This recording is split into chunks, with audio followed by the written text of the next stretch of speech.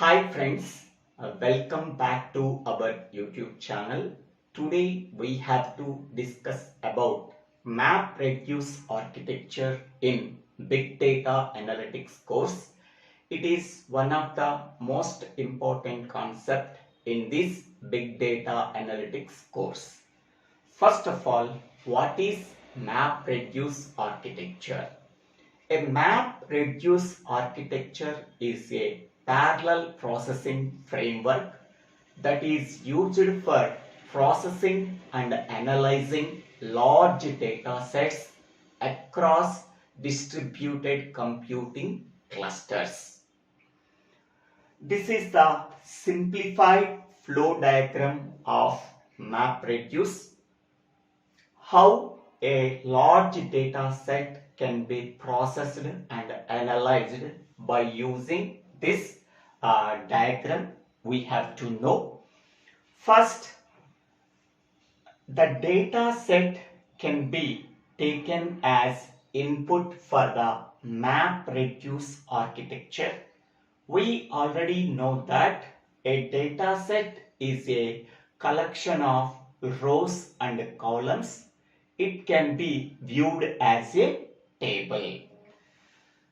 The entire data set can be taken as input for the MapReduce architecture.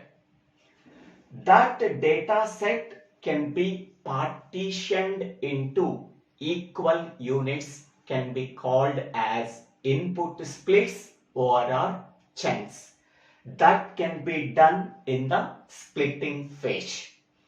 Whatever the input splits that are generated in the splitting phase, that can be passed as input for the mapping phase.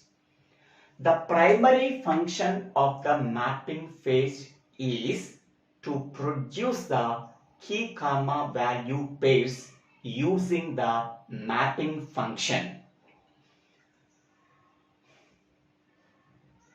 Whatever the key comma value pairs that are obtained from the mapping phase, that can be passed as input for the shuffling and sorting phase. The two primary functions of the shuffling and sorting phase is sorting and merging.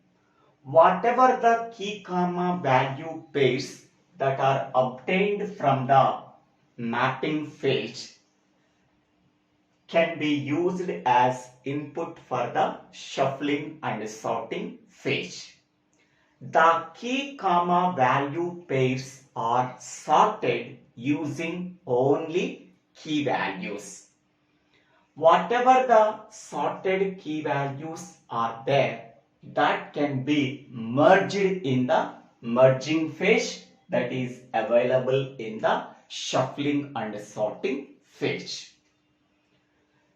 The merged, sorted, shuffling key comma value pairs are passed as input for the reducing phase.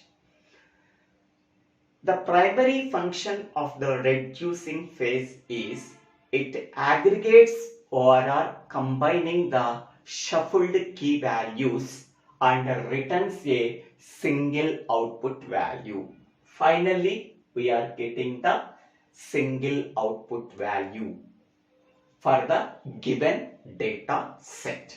Okay, so here mainly it consists of three phases. First phase is mapping phase. Second phase is shuffling and sorting phase. The third phase is reducing phase. These are the mainly three phases in the MapReducing architecture.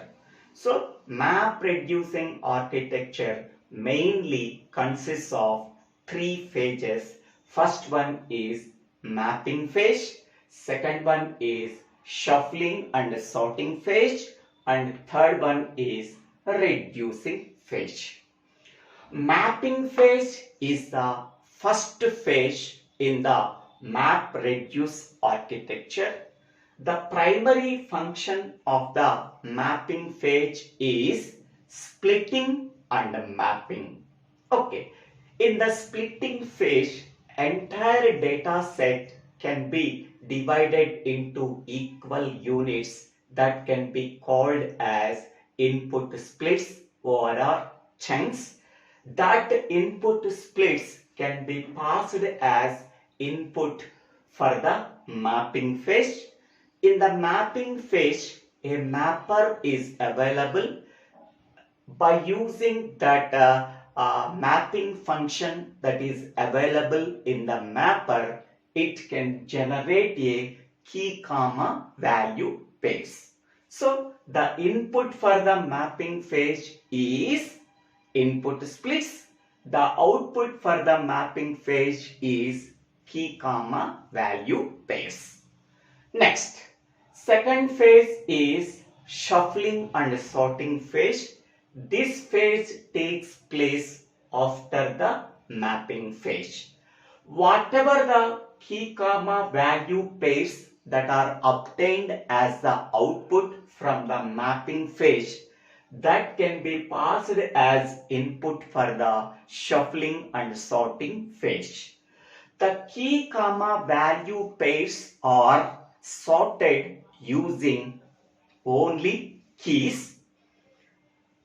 The merged sorted key values, the sorted key values are merged. Okay. So the input for the shuffling and sorting phase is key comma value pairs. The output of the shuffling and sorting phase is merged key comma value pairs. Next, the third phase can be called as reducing phase. The reducing phase can take place after the shuffling and sorting phase. Whatever the output that is generated from the shuffling and sorting phase can be taken as input for the reducing phase. The reducing phase can take the merged sorted key comma value pairs. Then it aggregates or combines the shuffled key values and generates a single output value. So these are the mainly three phases in the MapReduce architecture. So this is only simplified flow diagram. In that one, mainly it consists of three phases: mapping phase, shuffling and sorting phase. Third one is reducing phase. Okay.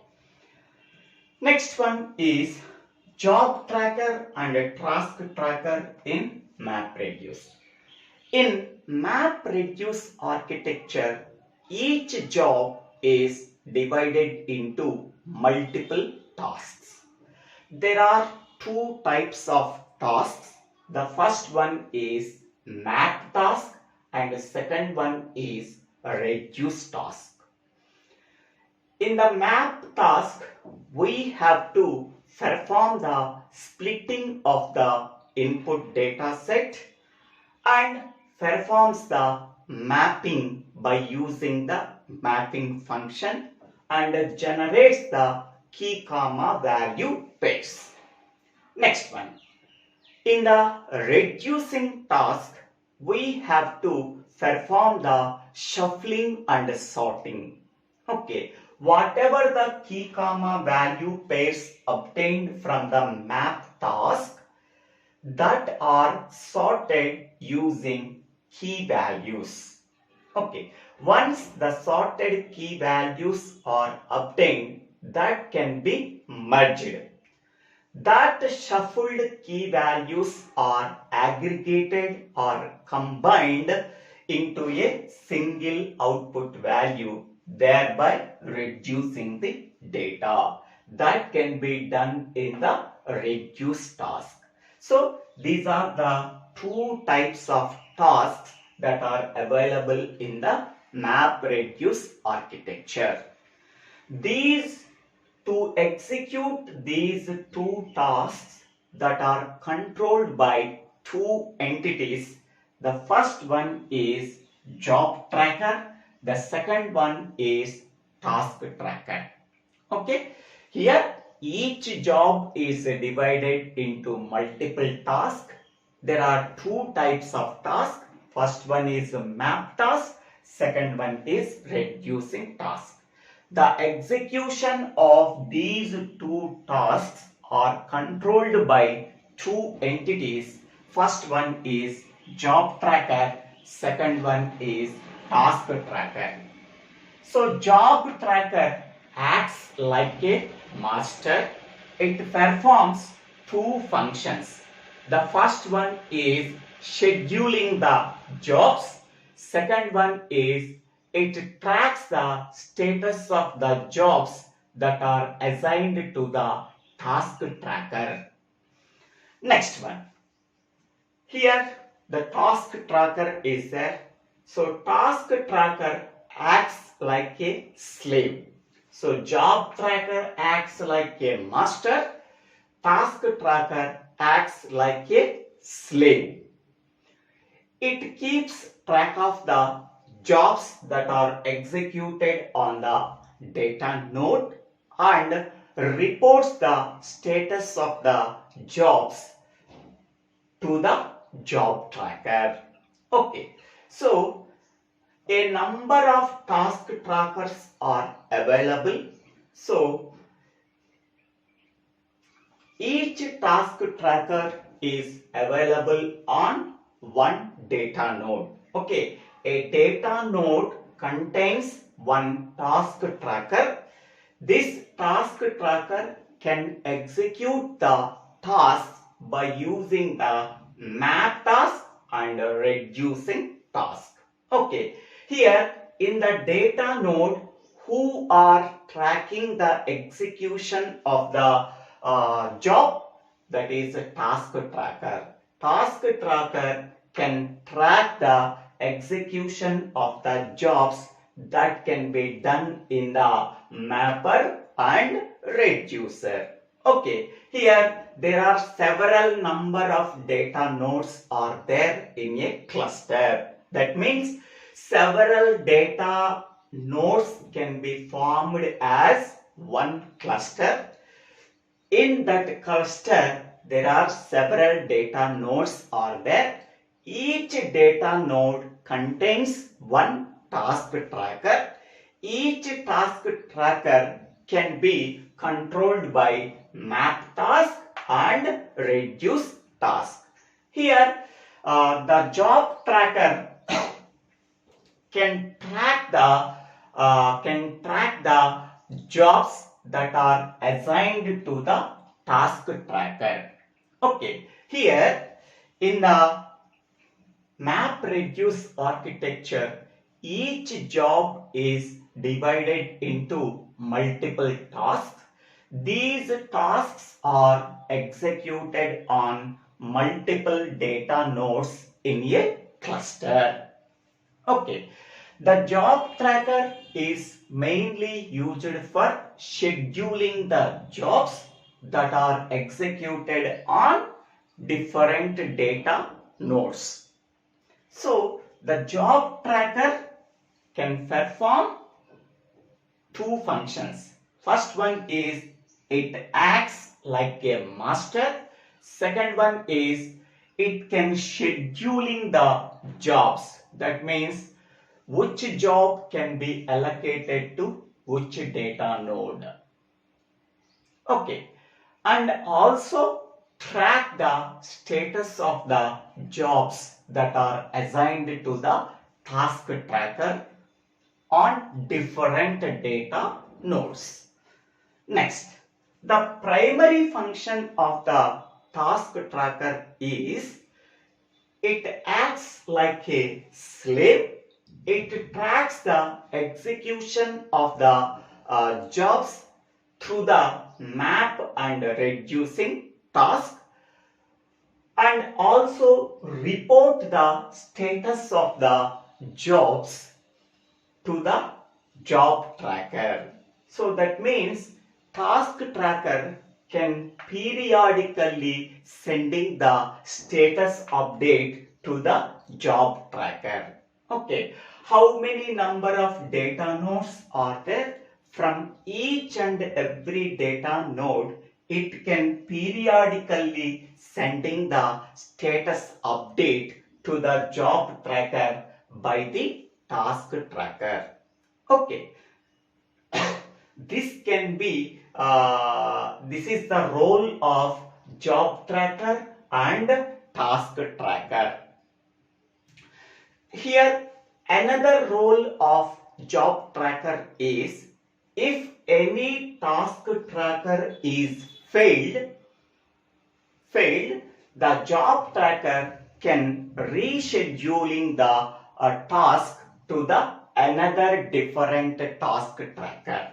Okay, so suppose n number of task trackers are there. Among them, one task tracker is failed. Whatever the jobs that are allocated to the task tracker, that can be rescheduled by the job tracker to another task tracker. Okay, so in this way, so fault tolerance can be achieved in the MapReduce architecture. Next, we can go for benefits of MapReduce architecture and applications of MapReduce architecture.